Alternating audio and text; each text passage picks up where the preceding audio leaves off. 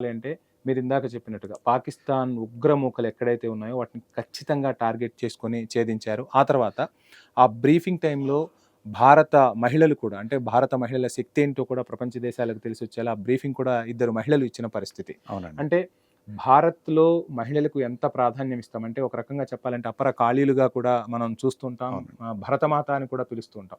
ఇటువంటి సందర్భంలో ఎయిర్ ఫోర్స్‌లో కానీ, నేవీలో కానీ, ఆర్మీలో కానీ మహిళల ప్రాధాన్యత కూడా పెరుగుతుంది. మన మహిళలు కూడా ఏమాత్రం ఎక్కడ తక్కువ కాదని చూపిస్తున్న పరిస్థితి. మీరొక రిటైర్డ్ వింగ్ కమాండర్‌గా ఉన్నారు.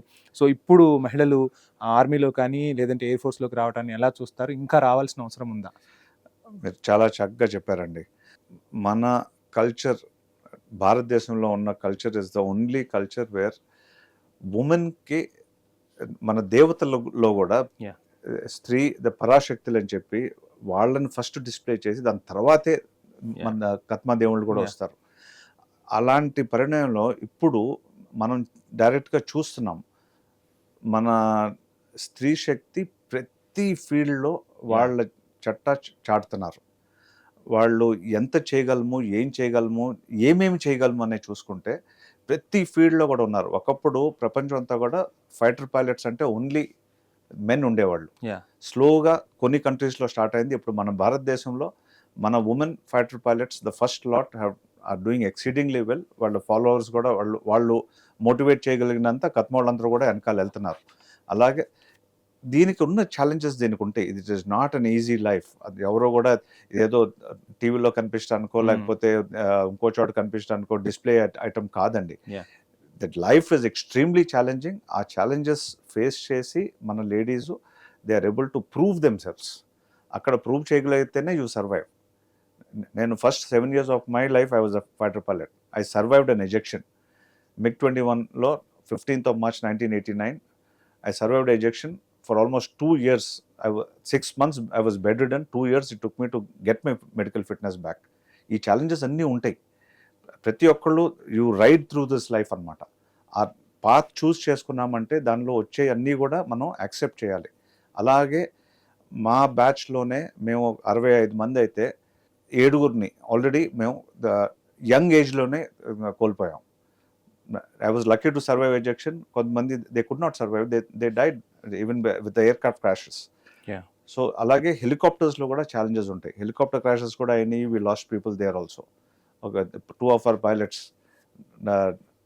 మా బ్యాచ్ వాళ్ళ గురించి మాట్లాడుతున్నాను. ఇలాగ ప్రతి బ్యాచ్లో ఈ ఛాలెంజెస్ ఉంటాయి. ఇవన్నీ ఎదుర్కొని ముందుకెళ్ళాలి.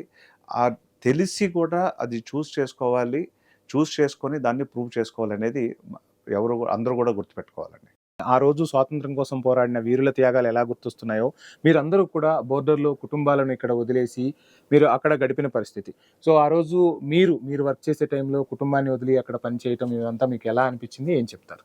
చాలా ప్రౌడ్‌గా ఫీల్ అవ్వాల్సిన మూమెంట్ అండి అది. ప్రతి భారతీయుడికి, ప్రతి సైనికుడికి. ఎందుకంటే ఫ్యామిలీస్‌ని ఎక్కడో విడిచిపెట్టి డ్యూటీస్ చేస్తూ దేశ రక్షణ చేయడం అనేది అది నిజంగా అదృష్టంగా భావిస్తారు ప్రతి సైనికుడు కూడా. నేను అలాగే భావించేవాడిని.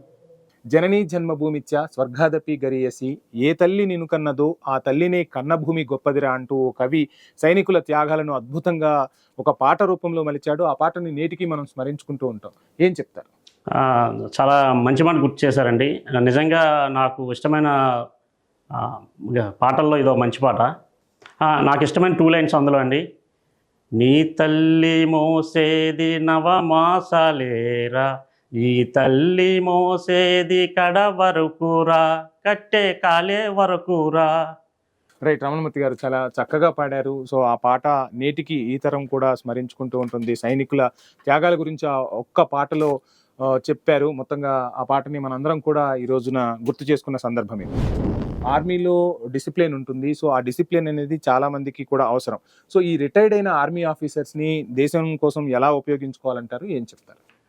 మంచి ప్రశ్న అడిగారండి. మాజీ సైనికుడు అనేసరికి నేను ఎలా చెప్తాను జోక్ కనుకోండి, ఈక్వల్ టు జేమ్స్ బాండ్ అండి. మాజీ సైనికుడు అన్ని పనులు చేయగలండి. అది ఒక డ్రైవింగ్ అవనివ్వండి, సెక్యూరిటీ ఇష్యూ అవనివ్వండి, ఇంకేదో సంథింగ్ టెక్నికల్ జాబ్ అవనివ్వండి, ఆయన బ్యాక్గ్రౌండ్ ఏదైతే ఉందో దాని రిలేటెడ్ ఏదైనా బయటకు వచ్చాక గవర్నమెంట్ ప్రొవైడ్ చేసి తన సర్వీసులను వాడుకోగలిగితే, లేదా ఎంఎస్ఎంఏని చాలా పెట్టారు. అవి కూడా మాజీ సైనికులు ఉపయోగిస్తూ ముందుకెళ్తున్నారు. సో అక్కడ వన్స్ రిటైర్ అయిన తర్వాత సక్సెస్ అవ్వలేదు అంటానికి ఏం లేదండి, అందరూ సక్సెస్ అవుతున్నారు. దానికి తగ్గట్టు గవర్నమెంట్ పాలసీ కూడా సపోర్ట్ కూడా ఉంది. అప్పుడు ఆర్మీలో వర్క్ చేశారు, ఇప్పుడు సమాజాన్ని దగ్గర నుంచి చూస్తూ ఉన్నారు.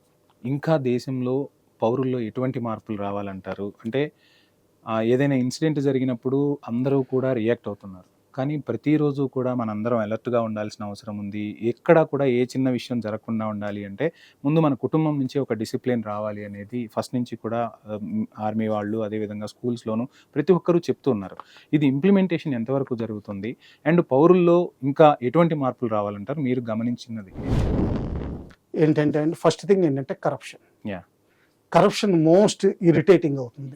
ఎప్పుడైనా సరే ఆర్మీ జవాన్ కరప్షన్ చేసి ఏదైనా చిన్న విషయం తెచ్చుకోవాలి, చిన్న సర్టిఫికేట్ తెచ్చుకోవాలి, లేకపోతే దానికి ఏదో చిన్న మైనర్ రూల్ ఎక్కడో ఏదో పెడతారు. ఇప్పుడు ఫిజికల్గా కావాలంటారు. ఇప్పుడు ఫిజికల్గా జవాన్ రావడం చాలా కష్టం అవుతుంది. అవి వచ్చినప్పుడేమో అది కరెక్ట్గా టైం సూటబుల్ కాకపోవచ్చు. ఇప్పుడు దసరా టైంలో మీరు బెంగాల్ వెళ్ళి ఏదైనా సర్టిఫికేట్ తెచ్చుకోవాలంటే అక్కడ గవర్నమెంట్లో ఎవరు పనిచేయరు ఆ నెల రోజులు కూడా. సో ఆ విధంగా ఆ టైంలో చాలా ప్రాబ్లమ్స్ వస్తాయి. ఇది కొంచెం కన్సిడరేషన్ ఎక్కువ ఇవ్వాలండి. మా ఆర్మీ అనే కాదు, ఆర్మ్ ఫోర్సెస్ అనే కాదు. ఆర్మ్ ఫోర్సెస్ అంటే army, navy, air force and కొంతవరకు ఇదేంటి కోస్ట్ గార్డ్, అస్సాం రైఫిల్స్, ఇలా కాకుండా సిఆర్పిఎఫ్ అయినా, బిఎస్ఎఫ్ అయినా, అలాగే ఐటీబీపీ అయినా, ఇటువంటి సర్వీస్ ఇంకేదైనా ఉన్నా కానీ వాటికి కూడా కొంచెం చూడాల్సిన అవసరం ఎంతో ఉందండి. ఇప్పుడు కొన్ని ఎగ్జాంపుల్స్ చూస్తే సిఆర్పిఎఫ్ ఉందండి. మేము ఇంకా ఆర్మీ అయితే ఒక పర్టికులర్ హైరార్కీలో పనిచేస్తాం. వాళ్ళు ఎక్కడో స్టేట్ గవర్నమెంట్ కింద వచ్చి ఎవరో లోకల్ పోలీస్ హెడ్ క్వార్టర్స్ కింద పనిచేస్తారు. వాళ్ళ కంపెనీస్ డిస్పర్స్ అయిపోతాయి. నాకు గుర్తు, ఓసారి త్రిపురలో ఉన్నప్పుడు ఓ సిఓ ఆంధ్ర అతని కలిసేవాడు రెగ్యులర్గా. అతను ఓ కంపెనీ నాగాలాండ్లో ఉండేది, ఓ కంపెనీ మణిపూర్లో ఉండేది, ఓ కంపెనీ మిజోరాంలో ఉండేది. అతని కంపెనీస్ ఎక్కడ ఉన్నాయో అతనికే తెలియదు. అటువంటి పరిస్థితులు కూడా ఉన్నాయి.